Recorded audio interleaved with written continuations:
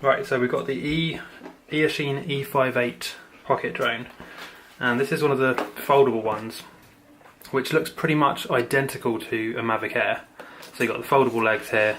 The propellers I think are also foldable, although they might be fixed, I'll have to see.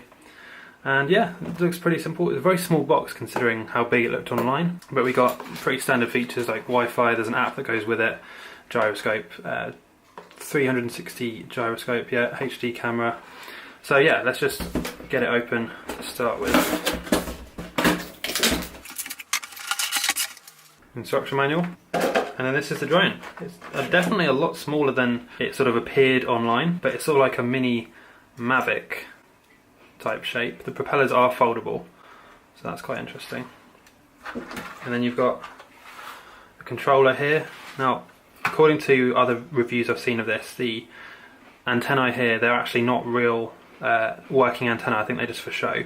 But then you've got a nice controller. It feels really nice in the hands like this. But then instead of the fold out things like with the DJI drones, you've got a pull down thing here, which is to hold the phone. So that's quite nice. You've got then one key takeoff, one key landing, and the trims and everything. It's a very standard controller. I don't know what these buttons do here. But again, according to other reviews, these start and stop the video. I'm not sure if they're going to work. This is the actual drone itself. I like that they've pulled the antennae through the casing here. A lot of them don't do that and it limits the range, so I end up just doing it myself anyway, but that's pretty cool. And then I assume you just pull these down like you would with the Mavic. I like that they've allowed you to sort of change the angle of the camera here. Obviously it's a manual one, it's not a gimbal like the Mavic would be, but it's still pretty cool. You've got the landing gear and then the battery in here, which I assume just pulls out. The cool thing about this one is you can actually charge this with a micro USB, so that's really useful.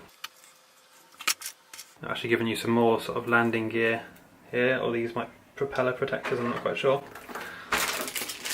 And then two spare propellers and screwdriver and micro USB charger.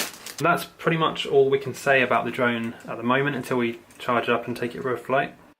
So overall the drone, it actually flew pretty well considering the size, and it's one of the beginner sort of drones that you can get on Amazon and things like that.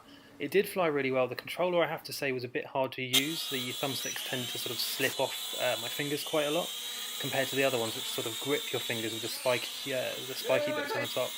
But I have to say, we crashed this a bunch of times and none of the propellers have broken whatsoever. Especially considering that this is quite a lightweight drone. None of the propellers broke, which I would have expected them to. At least, you know, a couple of them snap off, especially crashing into the window and the wall and everything. But yeah, it flew really well, really stable in the air, and we flew it outside. We didn't actually film the outside flight, but it did really well. So yeah, if you enjoyed this review, go and leave a comment and a like, and check the link in the description.